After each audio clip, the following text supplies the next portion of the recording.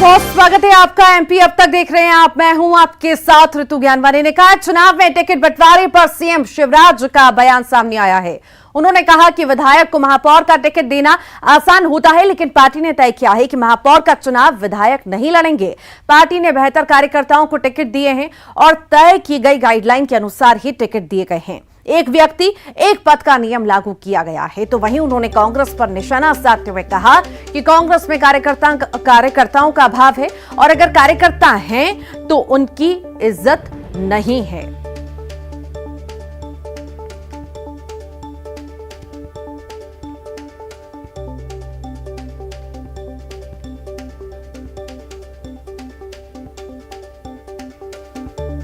स्थानीय निकाय के चुनाव में भी उम्मीदवार चयन के लिए कुछ गाइडलाइन तय की और मुझे गर्व और खुशी है कि निर्धारित मापदंडों का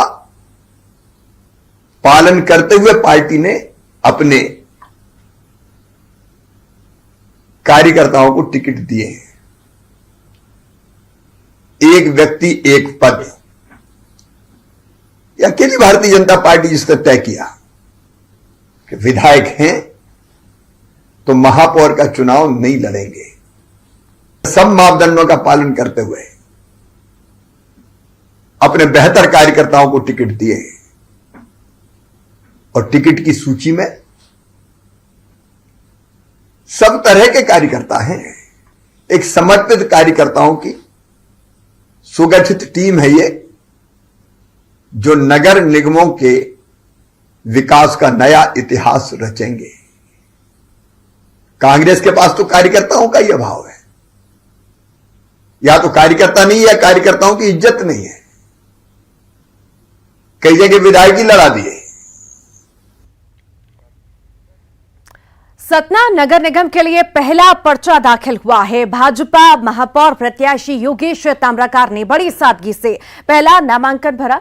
बता दें आपको कि नामांकन के दौरान योगेश के साथ ही सांसद गणेश सिंह, जिला अध्यक्ष नरेंद्र त्रिपाठी और बीजेपी के वरिष्ठ नेता रामदास मिश्रा मौजूद रहे। तो वहीं प्रत्याशी योगेश ने कांग्रेस की बगावत पर कहा कि कांग्रेस से ही है मुकाबला, कांग्रेस की फूट को मिलेगा फायदा।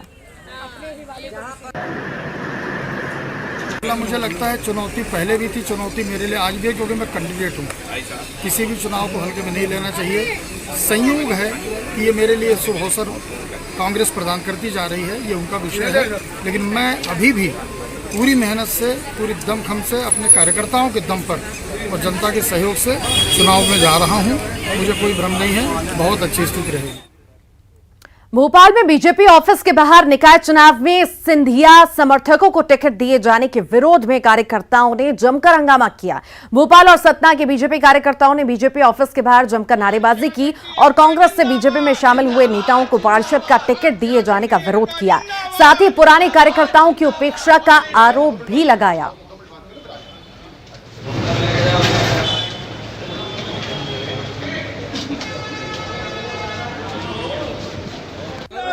जो बाहरी लोग आए हैं, जो पार्टी और जो वार्ड के सदस्य नहीं हैं, जो 6 महीने कार्य किए हैं, आज उनको मौका देकर और जो पुराने कार्यकर्ता उनकी उपेक्षा की जा रही है, उनको दूर दूर तक उनकी दरकिनार की जा रही है। 66 गोविंदपुरा विधानसभा 154 से आए हैं। वार्ड 66 में हम स्थानीय प्रत्याशी की मांग कर रहे हैं।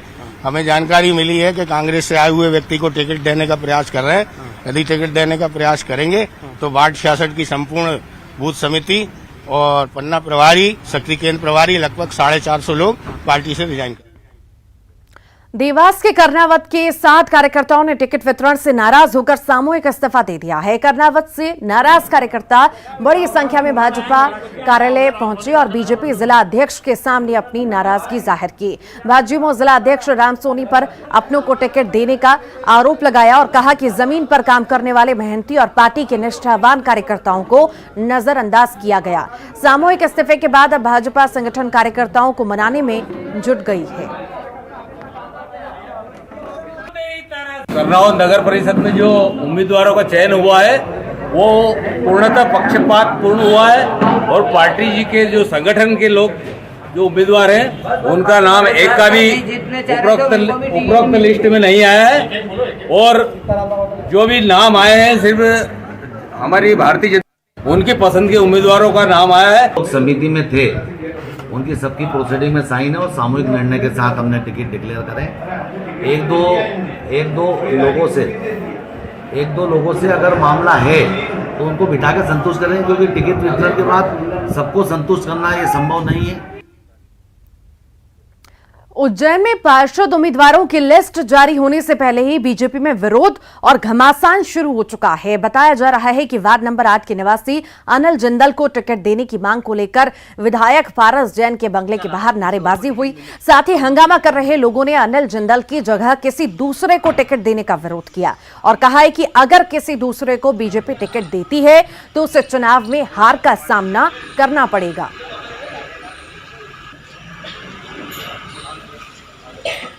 बताइए किस लिए आए आप? हम 8 नंबर वार्ड से आए सभी के साथ, और हम हमारे वार्ड से अनिल सिंदल जी को टिकट के लिए मांग करते हैं, और अगर उनके अलावा किसी और को टिकट मिली तो हम उनको जीतने नहीं देंगे। किसके लिए मांग कर रहे हो आप? अनिल सिंदल जी के लिए। एक सेकंड फिर से बोलो ना। अनिल सिंदल जी के लिए मांग करते हैं हम हमारे वार्ड नंबर 8 से, और उसके अलावा इसके पहले जो गोपाल कन्नौजिया जी थे उनने कोई हमारा पूरे वार्ड में कोई काम हम कुछ भी नहीं करा है, और अगर बीजेपी अनिल सिंदल जी के अलावा किसी और चेहरे को उतारती है तो वो सीट बीजेपी के हाथ से निकलती हुई दिख रही है। निकाय चुनाव में खाने पीने का इंतजाम करना प्रत्याशियों को महंगा पड़ेगा। राज्य निर्वाचन आयोग ने चुनावी खाने की दरें तय कर दी हैं। अलग अलग शहरों के लिए अलग अलग रेट तय किए गए हैं। भोपाल में जलपान कराने पर प्रति कार्यकर्ता 109 रुपए जोड़ेंगे। इंदौर में खाने की रेट 35 से 140 रुपए तक प्रति व्यक्ति जोड़ेंगे। ये सभी खर्च प्रत्याशियों के खाते में जोड़े जाएंगे।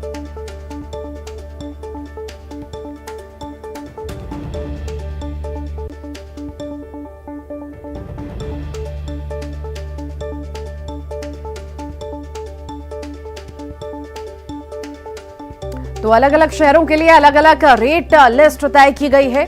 चुनाव करीब है और निकाय चुनाव में खाने पीने का इंतजाम अब करना महंगा पड़ेगा। रेट लिस्ट तैयार की गई है। राज्य निर्वाचन आयोग ने चुनावी खाने की दरें तय कर दी हैं और अलग अलग शहरों के लिए रेट अलग अलग तरह से तय किए गए हैं।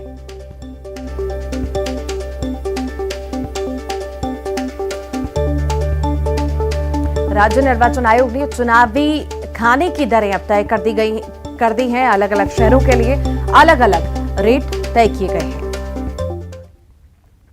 बीजेपी के मेयर प्रत्याशियों के नामांकन कल 17 जून को भोपाल और ग्वालियर महापौर प्रत्याशी नामांकन दाखिल करेगी। सीएम की मौजूदगी में यह नामांकन होगा। ग्वालियर में नरेंद्र सिंह तोमर और सिंधिया भी रहेंगे मौजूद।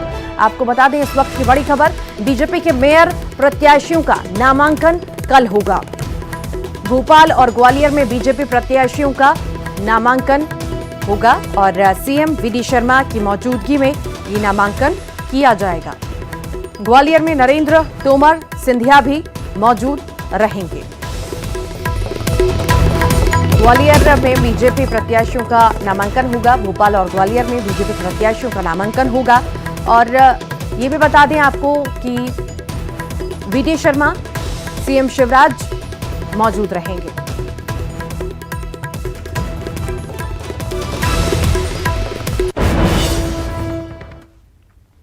एमपी में मदरसों को लेकर बाल आयोग की जांच में एक बड़ा खुलासा हुआ है। आयोग ने चाइल्ड ट्रैफिकिंग का शक जताया। मध्य प्रदेश बाल अधिकार से यह पूरा मामला जुड़ा है। बता दें आपको कि पूरे मामले की संजीदगी से जांच भी होगी और ये चाइल्ड ट्रैफिकिंग के मामले में अब जो है लगातार जांच अब तेज कर दी गई है। एक बड़े नेटवर्क होने की बात भी कही जा रही है। मदरसों पर चाइल्ड ट्रैफिकिंग के आरोप हैं। मदरसों में चाइल्ड ट्रैफिकिंग की आशंका जताई जा रही है।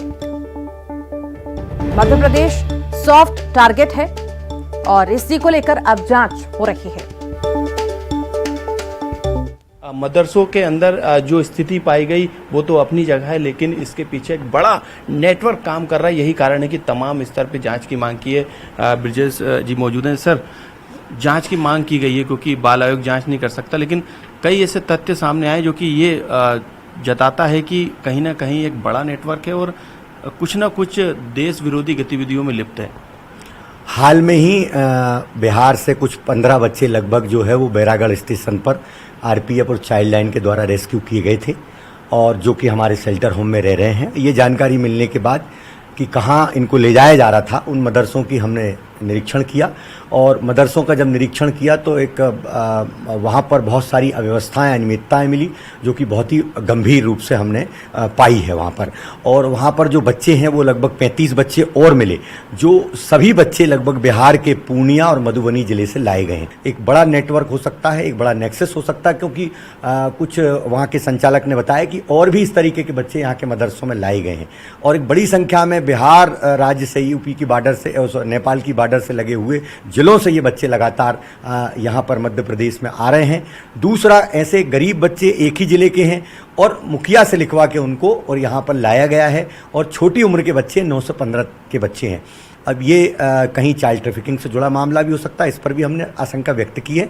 और कई ऐसे सवाल कागज दस्तावेज में हमको मिलते हैं, संदिग्धता मिलती है, जिस पर हमने पुलिस से 10 बिंदुओं पर जांच पुलिस कमिश्नर भोपाल को लिखी है। बिल्कुल, ये तमाम तरीके की जो जांच के बिंदु हैं उसको लेकर आशंका कई जाहिर की है आयोग की तरफ से। यही कारण है कि अब पुलिस और तमाम दूसरे स्टेट की एजेंसियों से ये मांग की जा रही है कि इस बिंदु पर जांच की जाए। मोटिव क्या है, ये सबसे बड़ा सवाल है और यही कारण है कि इसको लेकर जांच की मांग अब बाल आयोग की तरफ से की गई। और कैमरामैन संजय नामदेव के साथ मनोज राठौर, न्यूज़ 18 भोपाल। तो वहीं मदरसों में बच्चों की ट्रैफिकिंग के मामले पर मंत्री विश्वास सारंग का बयान सामने आया। सारंग ने कहा कि बच्चों की ट्रैफिकिंग बहुत गलत है, पूरे मामले की संजीदगी से जांच होगी। ये बहुत गंभीर मामला है। ऐसे किसी भी मदरसे में जिसमें कि बच्चों को लेकर सही जानकारी नहीं है, ये ठीक नहीं है और प्रशासन उस विषय में पूरी जांच करेगा। सेना भर्ती मामले में ग्वालियर में युवाओं ने जमकर हंगामा किया। सैकड़ों युवा सड़कों पर उतर आए और गोला के मंदिर चौराहे पर चक्का जाम किया। कई वाहनों में तोड़फोड़ की गई। सेना भर्ती में नई नीति को लेकर युवाओं में आक्रोश देखा जा रहा है। युवाओं ने बिरला नगर रेलवे स्टेशन पर हंगामा करते हुए कुर्सियां तोड़ी। साथ ही उपद्रवी युवाओं ने ग्वालियर स्टेशन पहुंचकर इंटरसिटी एक्सप्रेस में भी तोड़फोड़ की। सभी जगह भारी पुलिस फोर्स तैनात किया गया। रैपिड एक्शन फोर्स ने उपद्रवियों को तितर बितर किया और आंसू गैस का इस्तेमाल भी किया। तो वहीं उपद्रवियों के खिलाफ पुलिस का एक्शन भी शुरू हो गया है। 17 से 21 कर दी गई है। मतलब जैसे सांसद जैसे चुनाव होते हैं पार्षदी के, इनका 5 साल किया जाता है।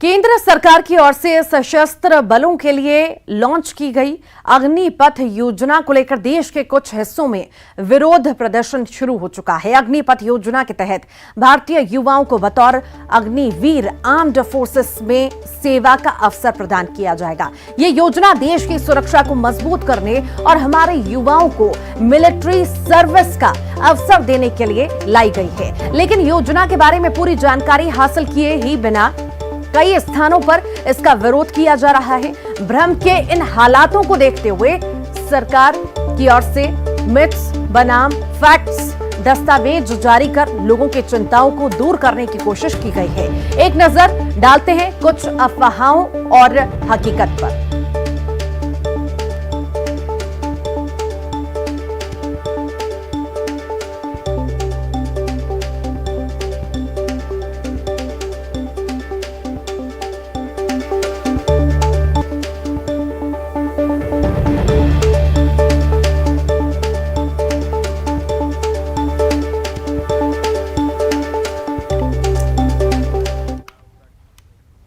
तो वहीं केंद्र सरकार की अग्निपथ स्कीम को लेकर गृह मंत्री डॉक्टर नरोत्तम मिश्रा का बयान सामने आया है। उन्होंने इसे लेकर एक क्रांतिकारी कदम बताया है और साथ ही इस मामले को लेकर कमलनाथ पर ट्वीट के जरिए भ्रम फैलाने का आरोप भी लगाया है।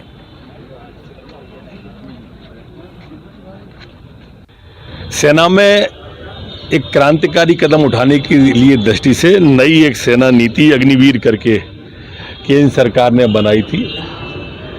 कमलनाथ जी का ट्वीट देखा तो लगता है कि इस तरह के लोगों के द्वारा कुछ भ्रम फैलाया गया होगा और वो भ्रम नौजवानों तक पहुंच गया होगा, क्योंकि हमारे भिंड के मुरैना के मेरे नौजवान साथी यहाँ पर कोचिंग में काफ़ी आते हैं।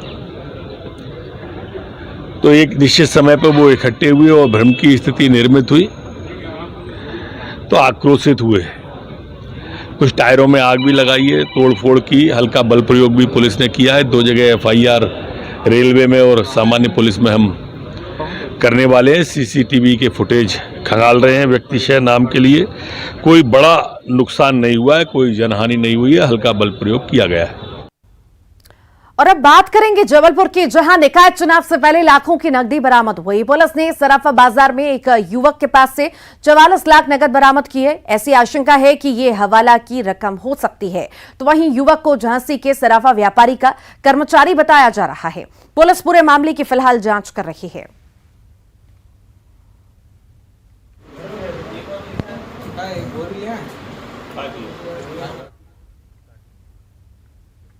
और अब बात भोपाल के निशादपुरा इलाके की, जहां पर मासूम बच्चे को किसी जंगली जानवर द्वारा नोचने के मामले में वन विभाग बच्चे के परिजनों को 4 लाख रुपए की आर्थिक सहायता देगा। बता दें कि बच्चे की पोस्टमार्टम रिपोर्ट में इस बात का खुलासा हुआ है कि उस पर किसी जंगली जानवर ने हमला किया था। हालांकि फॉरेस्ट डिपार्टमेंट की क्रैक टीम घटनास्थल का सर्वे करा रही है और आगे ऐसी घटना ना हो इसके लिए निरीक्षण भी करवा दिया गया। बता दें कि मृतक ऋतिक भामोरे रात को अपनी मां के साथ घर के बाहर सो रहा था और इसी दौरान उस पर किसी जानवर ने हमला किया, जिससे बच्चे की मौत हो गई। हिमाचल मिलिट्री एरिया के अंदर जो सर्वेंट क्वार्टर है उधर एक लड़का का उधर पास में डेड बॉडी मिला है। लड़का कल शाम से मिसिंग था, आज दिन में मिला है। जितनी प्रारंभिक जानकारी लग रहा है उसके अनुसार लग रहा है कि कोई वाइल्ड एनिमल के द्वारा अटैक किया गया है, जितना फोटोज के आधार पर और जो प्राइमरी जो इन्फॉर्मेशन मिला है उसके आधार पर।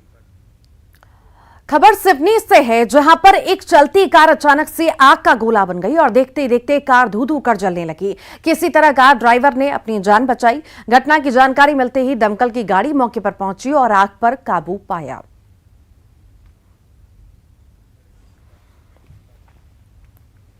गर्मी की लंबी छुट्टियों के बाद स्कूल खुलने जा रहे हैं, जहां शिक्षा विभाग ने तैयारियां पूरी कर ली हैं। बच्चों में भी स्कूल जाने को लेकर अच्छा खासा उत्साह देखा जा रहा है।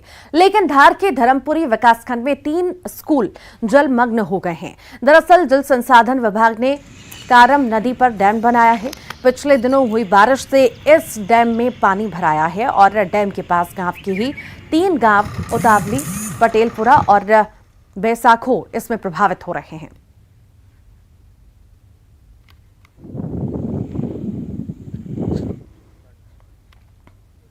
गुना जिले में मानसून ने दस्तक दे दी है, जहां जिले के अधिकांश हिस्सों में गरज चमक के साथ बारिश हुई। बारिश से लोगों को भीषण गर्मी से राहत मिली है। मौसम विभाग ने 5 दिनों तक लगातार बारिश की चेतावनी और गरज चमक के साथ बिजली गिरने की संभावना जताई है। गुना जिले के राघोगढ़, चाचौड़ा, आरोन, बमोरी में कई जगह बिजली गिरने की भी संभावना है।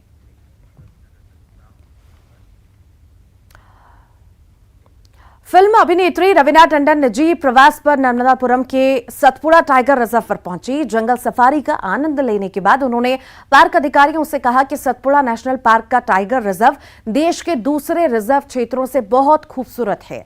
रवीना टंडन अपने ग्रुप के साथ महाराष्ट्र के तडोबा टाइगर रिजर्व के बाद सतपुड़ा टाइगर रिजर्व देखने आई थी।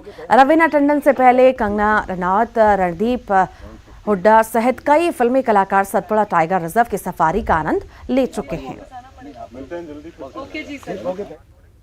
एक पिता अपना पूरा जीवन अपने बच्चों के लिए समर्पित कर देता है। उसका दिल तो बस अपने बच्चों की खुशी में ही खुश होता है। इस बार फादर्स डे पर न्यूज 18 लाया है पापा के लिए अपनी फीलिंग्स जताने का एक मौका। थैंक यू पापा। खास आपके लिए फादर्स डे पर आप अपने पापा को गिफ्ट कर सकते हैं एक स्मार्टफोन। करना बस इतना है कि अपना फोन उठाइए और मिस्ड कॉल दीजिए आपकी स्क्रीन पर दिख रहे इस नंबर पर।